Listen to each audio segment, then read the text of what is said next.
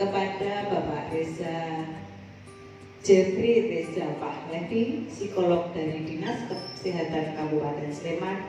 Waktu kami persilakan. Terima kasih Bu Riko. Siap. Boleh. Boleh, silakan. Santai ngomong nih Bapak Ibu Saya di sini atau yang kosong di sini Pak? masih ada yang kosong. Tidak apa-apa. Tidak apa-apa. Di depan atau kami terima juga. Tidak perlu malu. Baik. Bismillahirrahmanirrahim. Assalamualaikum warahmatullahi wabarakatuh. Nah, yang pertama dan paling utama adalah kita semua panjatkan puji syukur kepada Tuhan Yang Maha Esa atas limpahan nikmatnya ya Bapak Ibu semuanya, sehingga bisa hadir di pendopo pelesannya ini dalam keadaan sehat, tidak wafat. Alhamdulillah ya. Kemudian yang terhormat pada Bu Eko yang sudah memberikan pesan pada kami untuk memberikan sosialisasi di pagi hari ini. Bapak Ibu semuanya puasa hari ini? Insya Allah. Yang puasa ya puasa, yang enggak ya enggak apa-apa. Semuanya sehat, J? Insya Allah. Fisiknya sehat? Jiwanya sehat? Insya Allah sehat.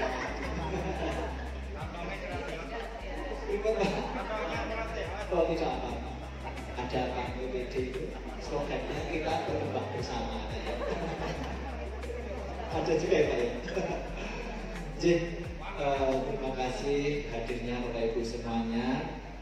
Tadi sudah disampaikan oleh Bu Eko, nama saya Jeffrey, nama lengkapnya Jeffrey Reza Pahlevi. Kalau ketemu sama saya di jalan atau di Dinas Kesehatan bisa dipanggil Mas Jeffrey. Kadang-kadang Mas Reza juga bisa, gitu ya. Tapi bukan Jeffrey itu. Kami akan menyampaikan kaitannya dengan ya kesehatan mental dan fisik yang paling sederhana begitu. Saya rasa Bapak Ibu sudah sering mendapatkan ini tentang mental, tentang jiwa kayak gitu. Mungkin Bapak Ibu masih ingat ada satu atau dua bait di lagu Kebangsaan Indonesia Raya.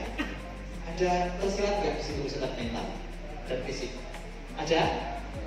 Apa kira-kira baitnya, liriknya? Luar biasa. Bangunlah jiwanya, bangunlah badannya, Indonesia Raya, gitu ya. Jadi sebelum kita merdeka, jiwa dan fisiknya harus sehat duluan. Sehat jiwa dan fisik itu melekat. Terus tidak bisa dipisah. Tidak bisa dipisah. Jiwa piyambak, fisik piyambak tidak bisa. Nah, saya sekarang tanya Bapak Ibu. Saya izin naik ke bawah Bapak Ibu. Ya, Bapak, supaya yang di pojok terlihat. Oke. Alhamdulillah bisa kelihatan semua Bapak Ibu. Kalau misalnya mungkin Bapak Ibu kalau lagi sakit flu, batuk, gitu, kalau aku izin nggak ikut arisan, soalnya batuk, pilek gitu, dimaklumi nggak sama tetangganya?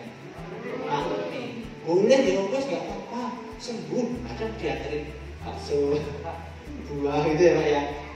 Tapi kalau misalnya gini, aku lagi kecewa ya, aku nggak ikut arisan di hari ini. Kira-kira sama tetangganya gimana? Wah mau kecewa, mau pokoknya sering angkat wae.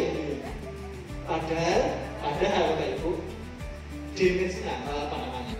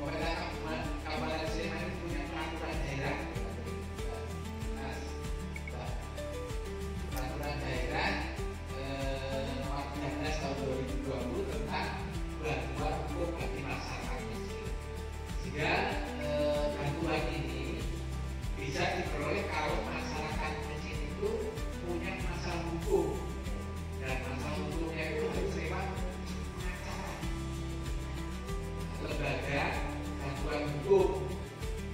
Nah, tapi saya lihat dari data yang ada ini ya, kalau ini bisa diakses oleh penduduk miskin dan rentan miskin itu jumlahnya 90.000 sekian. Dibandingkan penduduk Sleman itu ada 1.125.000, berarti 8%, itulah 8% itu penduduk yang bisa menggunakan bantuan hukum ini. Kemudian selama ini bantuan hukum itu baru yang melaksanakan ada 355.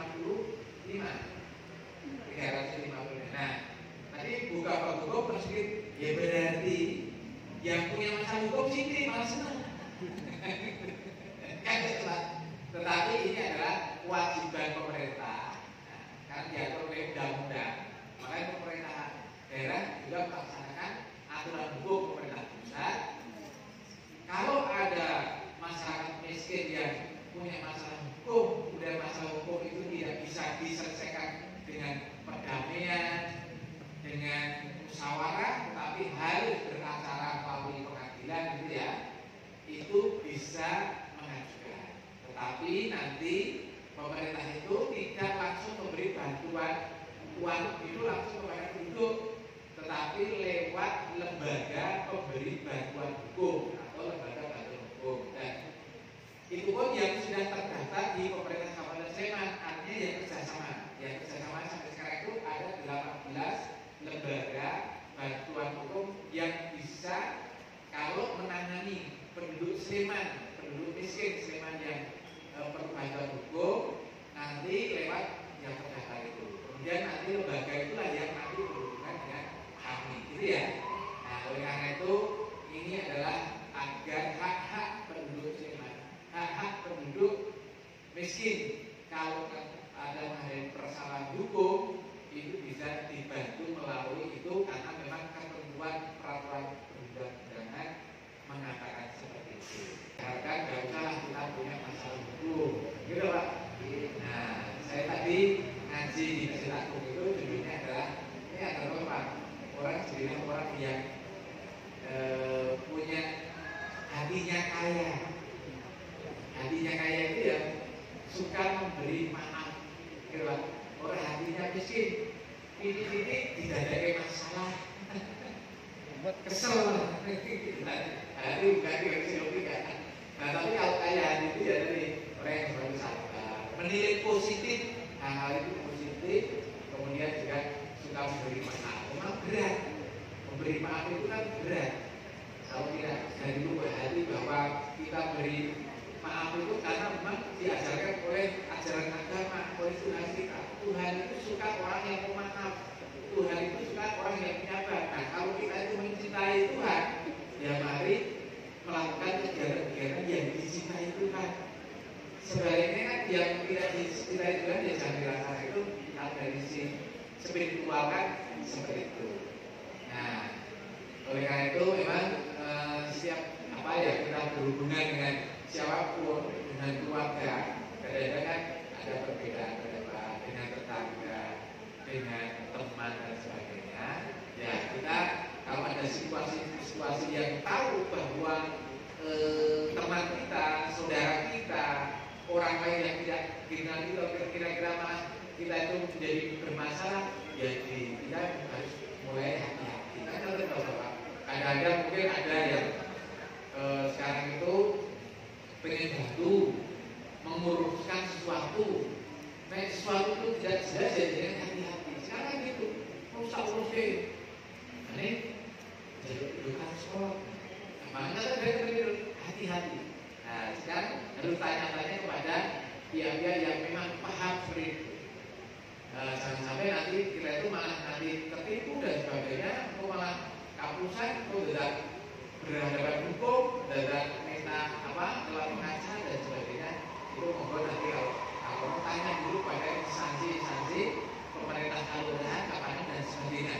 Oke, kalau itu nanti lebih baik tanya kepada yang paham itu, jangan sampai ada kejadian-kejadian kita itu malah ditipu oleh orang-orang yang tidak tahu. Itu siapapun boleh, sekarang kita batasi karena ternyata animonya banyak. Ya tadi prioritas orang miskin. Yang kedua adalah penduduk yang tinggal di perumahan dan perumahan itu sudah tertib, artinya fasilitas itu sudah diserahkan ke terdaftar di Pemerintah Kabupaten Sleman melalui Dinas Pekerjaan Umum. Nah, kemudian yang ketiga adalah penduduk yang keluar daerah, tetapi dia tidak ada alternatif makam di sini, tidak ada punya keluarga, tidak bisa dimakam perempuan, ya. Kemudian tidak mungkin dibawa ke daerah asalnya. Kita atur, ya, nanti lebih dari 4 jam. Ini bisa terjangkau dari dalamnya Semarang, dalamnya itu di Kebumen, dalamnya Wonogiri saya terjangkau ini banyak dari bawah Bali nih kalau. Nah, itu kita atur Pak. Jadi kita bagaimana fasilitas kita yang terbatas itu bisa digunakan, makanya diatur seperti itu. Tapi kalau nggak diatur, makanya cepat kembali loh. Penonton yang dulu pesen Pak, pesen buku keluarganya, tapi sekarang kita nggak boleh pesan karena itu teman semakin terbatas karena lahan kita terbatas. Lahan semakin mahal Pak. Jika kalau mau nambah lahan juga kita biayanya bisa. Nah ini contoh lain adalah perhatian pemerintah Kabupaten Sleman terhadap warga miskin. Kemudian nanti monggo nanti dari teman-teman dinas perindah kan ada kegiatan-kegiatan yang ekonomi ya Pak. Nanti mungkin ada akses bantuan modal di dana PTD ya. Jadi sudah disampaikan karena memang tugas kita adalah juga melayani masyarakat yang mau berwirausaha, ya, berwirausaha sehingga nanti nanti itu mudah-mudahan nanti datanya ada yang data nanti datanya lembaga bantuan hukum. Nah, terakhir itu. Tapi ini tidak semua di Sleman ya. Nah, ini misalnya lembaga konsultasi bantuan hukum LKBH Bangkit Jalan Stadion Karangsari Pindo Mantani 4 nah, Sleman. Kedua lembaga bantuan hukum Al Kausar Mungkir Sari Bali Harjo Gunung Kidul Gunung Kidul. Tapi yang dianu orang Sleman ya, baik Bung ya. Yang dilayani orang Sleman. Yang kami loh, lembaganya luar Sleman, tapi penduduknya harus orang Sleman. Kemudian lembaga bantuan hukum Senopati itu Bantul. Nah, lanjut. Lembaga bantuan hukum Tentrem itu Bantul. Pusat konsultasi bantuan hukum Fakultas Hukum lembaga itu. Nah, lembaga ini kan lebih ramai ini kalau perlu bensin. Wah, itu tuh dibantu ya, tidak bantu tapi sesuai ketentuan. Oke. Kemudian soal menang atau tidak itu kan kalau di hadapan pengadilan itu tergantung perkaranya, kemudian bukti-buktinya, saksi-saksinya, dan itu nanti ya kembali ke yang memutuskan, Pak. Gitu. Tapi PMK itu hanya pada level itu. Kalau sudah ada instansi, misalnya penyelidikan nanti di kepolisian, kemudian nanti pemeriksaan tuntutan di kantor kejaksaan, kemudian diajukan di pengadilan atau pengadilan itu yang memutuskan. Jadi kepolisian, kejaksaan, pengadilan itu bukan Pemda, Pak.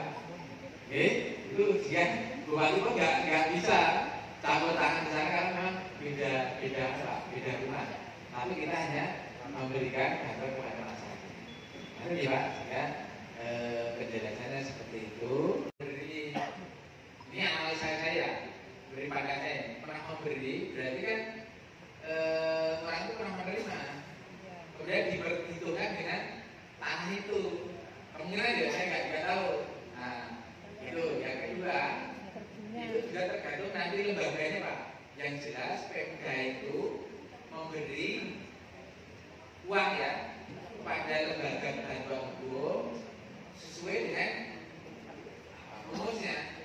Masalah nanti dengan orang miskin misalnya kita memberi bantuan berapa? 3 juta. Maksimal bisa berapa? Maksimal bisa berapa? Jadi, menurut saya bagaimana Bapak Ibu? Jadi untuk bantuan untuk orang miskin, maka lembaga-lembaga atau kalau dalam aturan kita namanya organisasi bantuan hukum. Yang tadi Pak Sekda bilang LBH, itu adalah lembaga yang sudah terakreditasi oleh Kementerian Hukum dan HAM. sehingga pekerjaannya mestinya sudah standar. Apakah kemudian dia bisa memenangkan atau tidak, mestinya tergantung kasusnya gitu ya. Jadi untuk kasus yang sudah tergarap di sini memang kemarin kebanyakan itu memang kriminalitas Pak Sekda. Jadi kalau kriminalitas mestinya yang mengajukan itu ya kena hukuman gitu ya, karena jarang yang mengakses untuk kasus perdata gitu.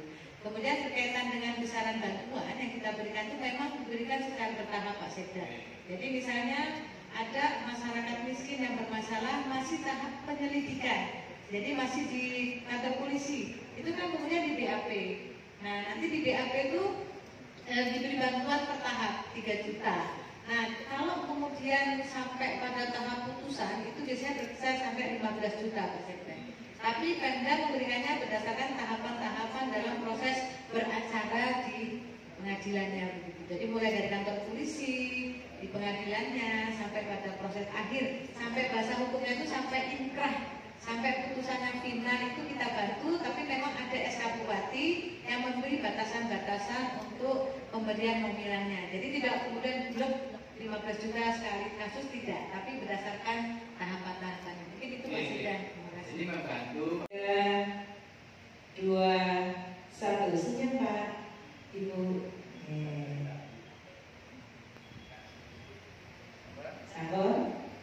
Kadang di Indonesia ini untuk hukum itu kadang masih berlaku siapa yang menang itu yang banyak uang.